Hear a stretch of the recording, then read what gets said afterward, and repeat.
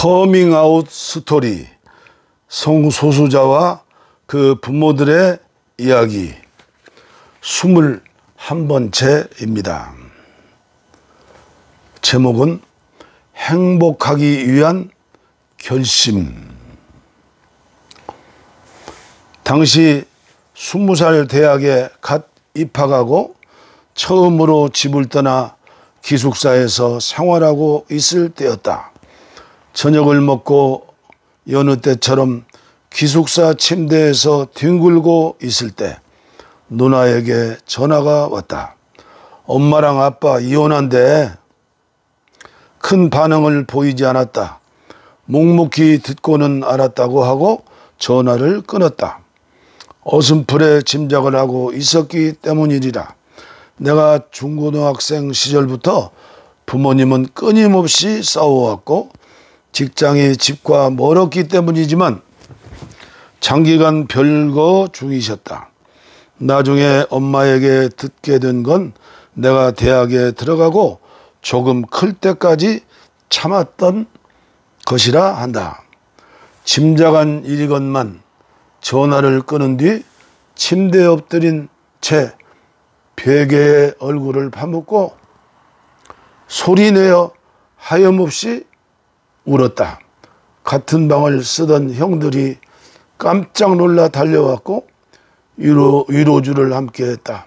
형들과 대화를 나누면서도 내 눈물의 의미를 알 수 없었다.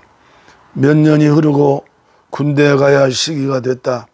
신체검사 결과 사회복무요원으로 복무하게 됐고 집에서 출퇴근을 하게 됐다.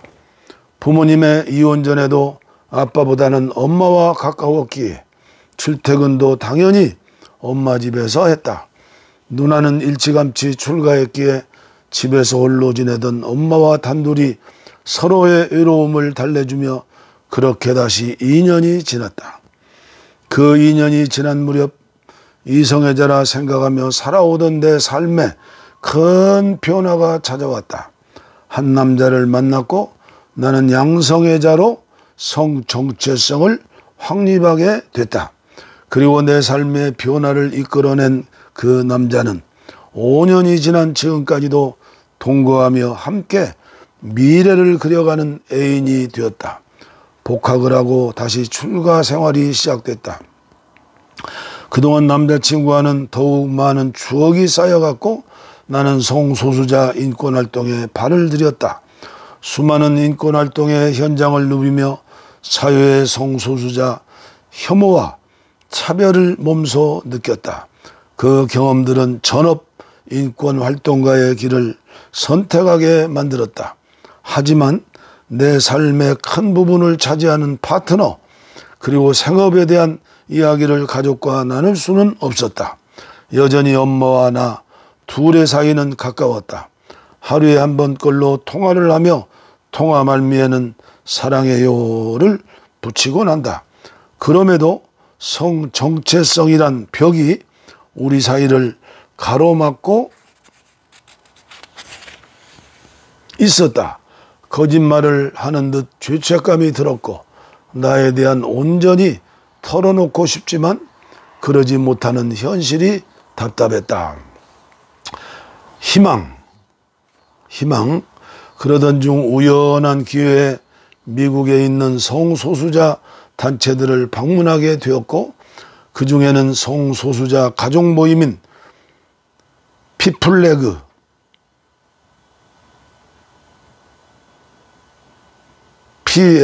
PFLAG 뉴올리언스 지부도 있었다. 낮에는 단체 활동가와 간담회를 진행하며 어떤 활동을 하는지 공유하는 시간을 가졌다. 그날 저녁에는 마침 한 달에 한 번 있는 뉴올리언스 지부에 정기 모임이 있었다. 감사하게도 나를 포함해 한국에서 온 활동가들이 정기 모임에 초대됐다. 정기 모임에는 20여 명의 사람들이 참석했다. 엄마, 동생과 함께 온 17살 난 FTM 소년, 몇십 년 동안 뉴올리언스 지부를 지켜온 활동가, 게이 당사자, 게이 아들을 둔 어머니, 성 정체성을 고민하는 손주가 있는 할머니, 손주가 넷이나 있고 50살이 넘어 트랜지션을 한 MTF 할머니, 8년간 연애하고 있는 게이 커플, 오늘 피플레그에 처음 온 사람, 결혼한 지 20여 년 된 아내에게 커밍아웃한 게이 등 각자의 사연을 들으며 한바탕 웃기도 하고 마음 아파하며 울기도 했다. 공통된 건 가족을 사랑하는 마음이었다.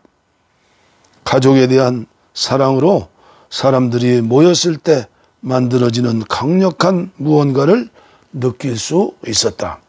그곳에서 어떤 희망을 보았다. 당시만 해도 한국의 성소수자 부모 모임은 정기 모임 인원이 10명가량 되는 작은 규모였다. 그런 부모 모임을 피플레그와 같이 크게 성장시키고 싶다는 꿈이 생겼다. 그리고 그곳에 엄마를 모셔오고 싶다는 강한 열망이 생겼다. 한국으로 돌아오자마자 한국의 성소수자 부모 모임을 찾아갔다. 함께 활동하고 싶다는 강한 의지를 나타냈고 그 후로 지금까지 3년 남짓 성소수자 부모 모임 활동을 이어오고 있다. 모임에 처음 참여했을 때 10명가량이던 참석자 수가 지금은 50명을 넘어섰다. 수많은 사람들을 만나고 다양한 이야기를 들었다. 우리들의 이야기는 대중의 이목을 사로잡았고 언론에서 인터뷰 요청이 쇄도했다. 각종 행사에 초대되어 우리들의 이야기를 세상에 알렸다. 3년 전 미국에서 느꼈던 감동과 희망을 지금 한국에서 느끼고 있다. 보람되고 벅찬 순간의 나날이다. 하지만 여전히 나는 커밍아웃을 하지 못했다. 욕심. 남자친구와의 연애 생활은 숨기기 급급한 일들의 연속이었다. 어느 날 서울에 올 일이 생긴 엄마는 내 자취방에서 하루 묵고 가겠다고 했다. 밤도 늦었고 서울에 아들 집이 있는데 다른 데서 주무시라고 할 수도 없었기에 그러시라고 했다가 문득 집에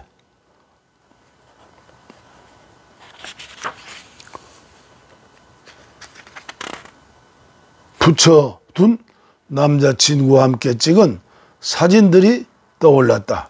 일을 마치고 급하게 집으로 가 벽에 붙여놓은 수많은 사진들을 모조리 떼어냈다. 사진을 떼면서 눈물이 났다. 사진조차 숨겨야 하는 현실이 싫었고 남자친구에게 미안했다. 지금은 남자친구와 동거를 하고 있는데 엄마는 월세를 아끼기 위해 친구와 같이 사는 정도로 알고 계시다. 명절을 맞이해 외갓집에 내려간 때였다. 남자친구와 맞춘 커플링을 발견한 엄마와 친지들은 어떤 반지냐고 여자친구가 있냐고 물었다. 커플링이라고 얘기한다면 누구냐의 사진은 있냐며 꼬치꼬치 깨물어 볼 게 훤히 보였기에 지금 생각해도 웃긴 변명이지만 은반지가 몸에 좋다기에 라는 얼토당토 않는 핑계를 대며 상황을 넘겼다. 다행히도 반지에 대해 더 이상 물어오지는 않았다.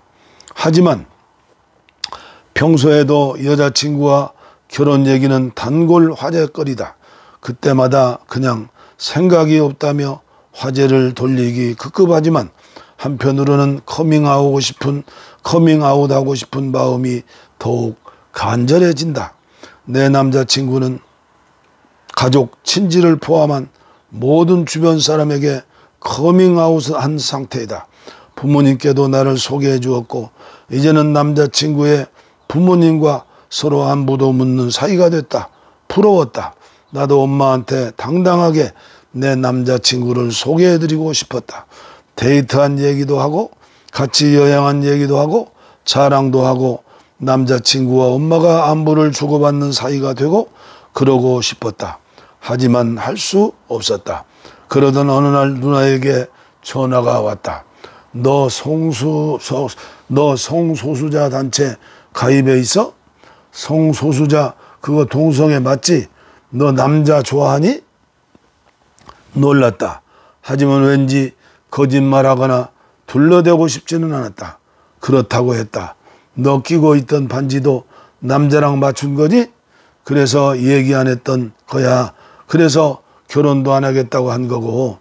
누나의 머릿속에 퍼즐이 맞춰지는 게 그려졌다. 누나는 동성애의 편견을 갖고 있지 않다. 네가 누구를 만나든 상관없다고 얘기했고 만나는 사람이랑 한번 집으로 오라고 했다. 이전부터 누나에게는 커밍아웃이 성공적일 거라 예상했었다.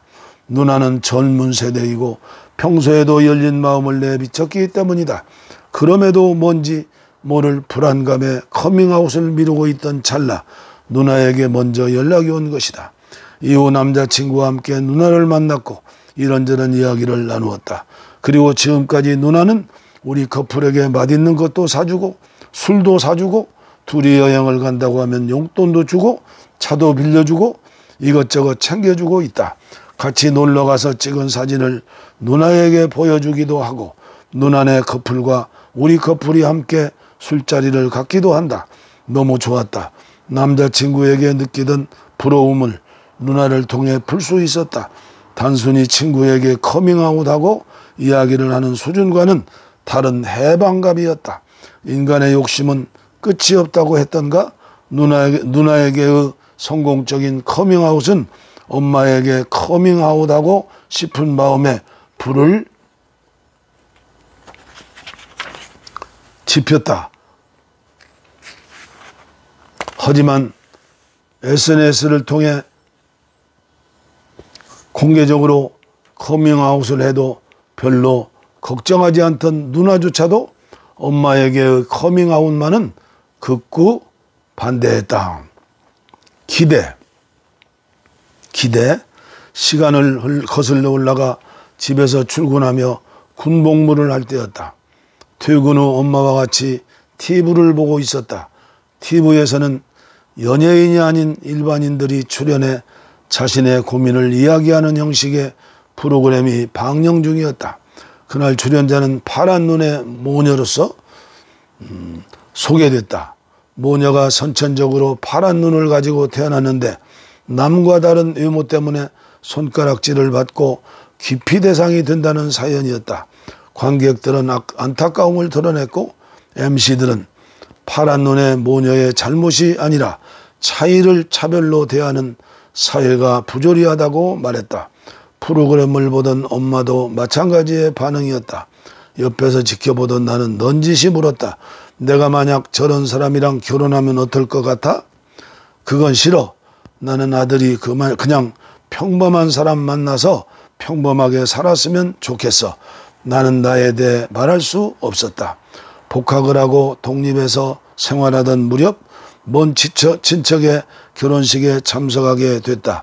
당연히 엄마도 왔고 결혼식이 끝난 후 모처럼 엄마와 단둘만의 시간을 갖게 됐다.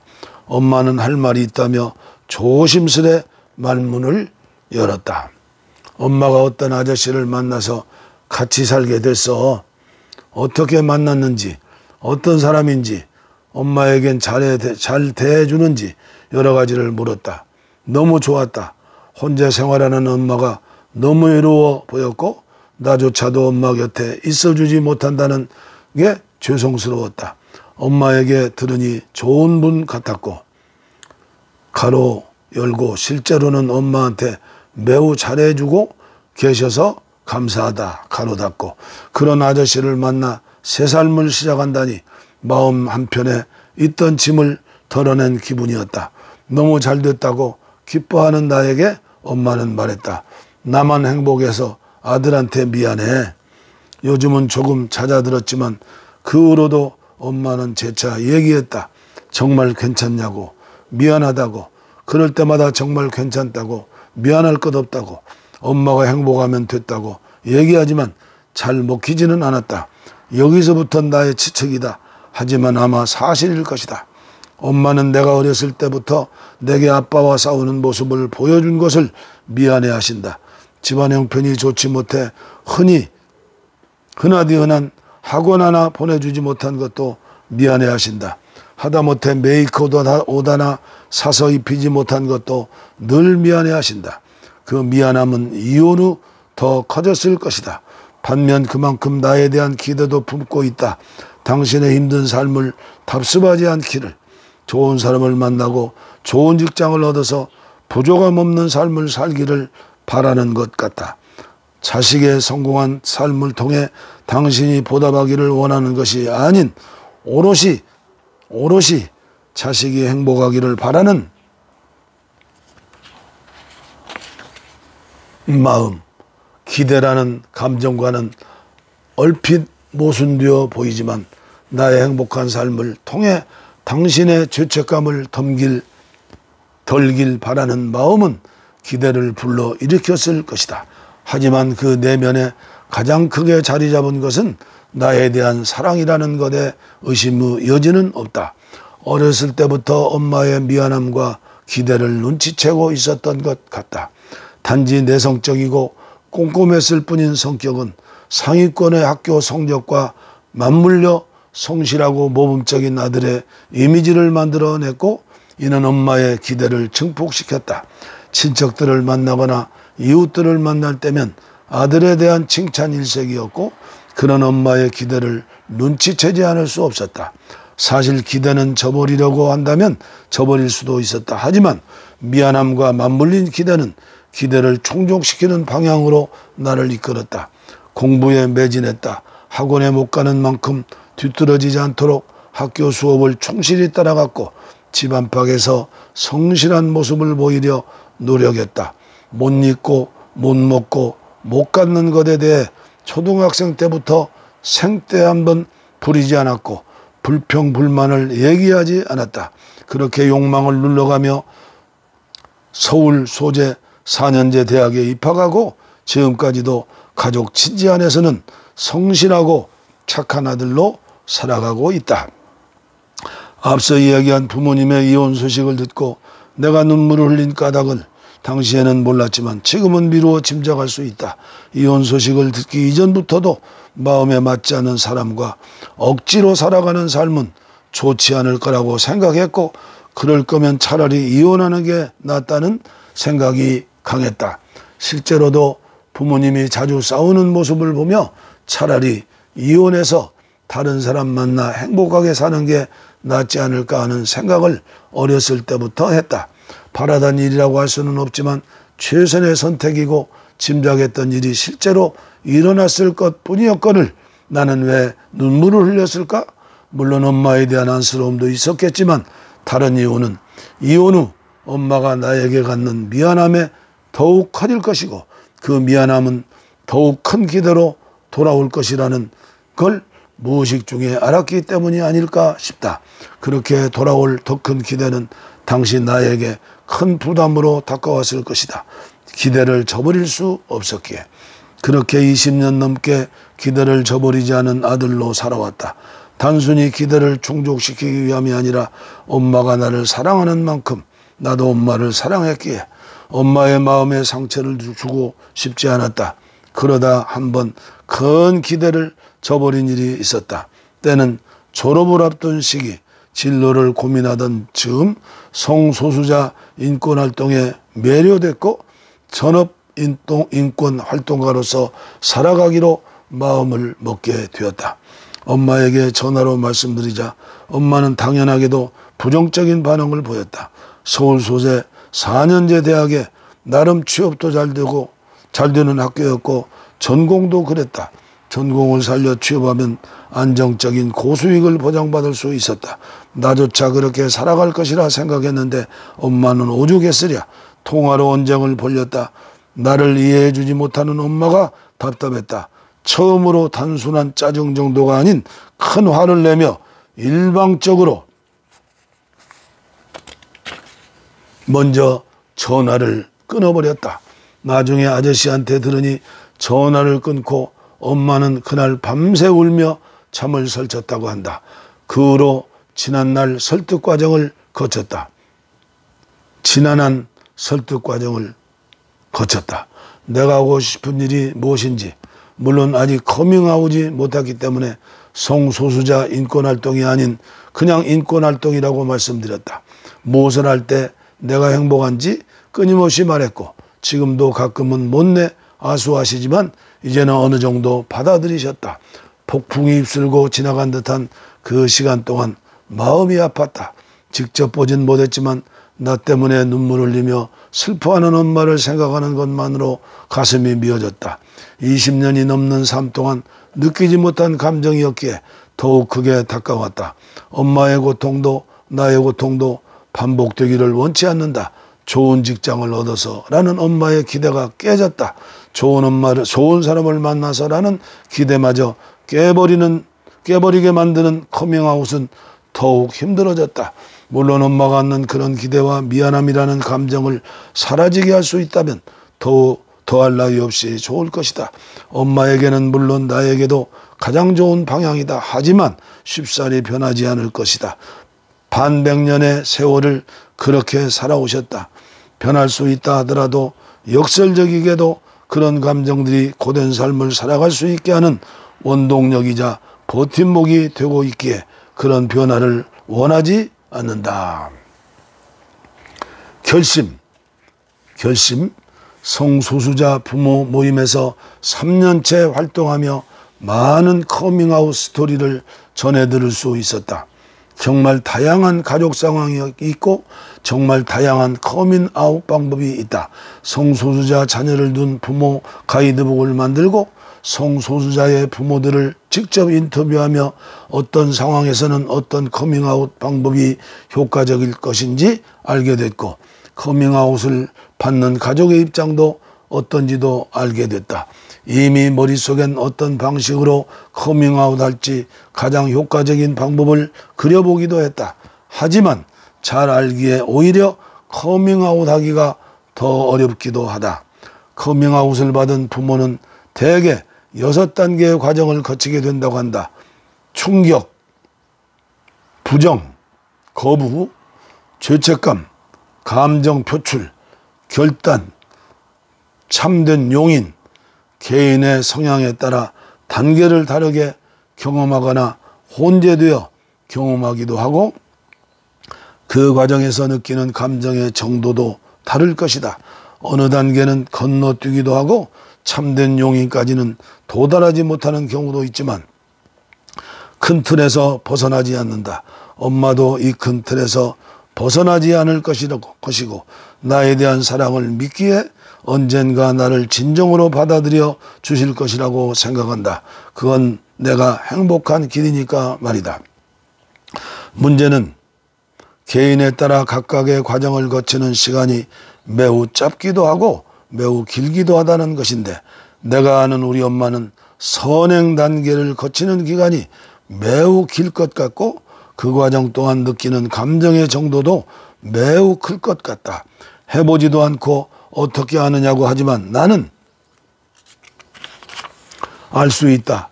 20여 년의 경험을 토대로 한 판단이다. 섣부른 판단이 아니다. 그리고 그 시간이 나에게도 정말로 표현할 수 없을 정도의 고통으로 다가올 것이다. 그럼에도 언젠가는 커밍아웃을 할 것이다.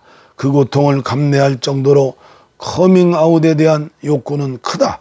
아직은 용기가 부족하지만 때는 올 것이다. 다가오는 때에 그 고통의 크기를 줄이기 위해 사회를 변화시켜 나갈 것이다.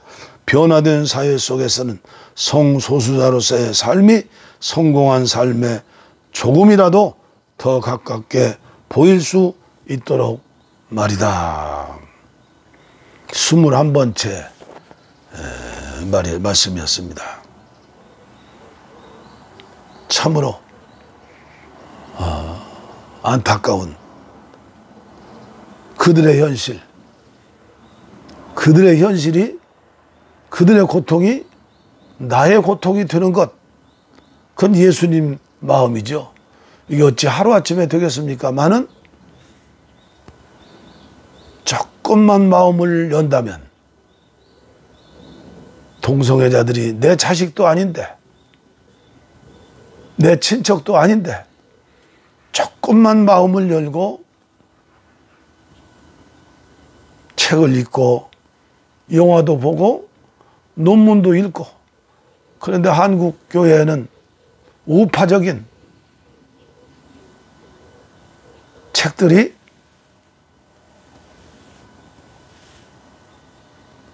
아주 많지는 않지만 있습니다. 그리고 그것을 외치는 강사들과 신문, 매스컴, 왜 그럴까요? 유교적인 문화일까요? 아니면 불교적인 문화일까요? 아니면 무속적인 축복만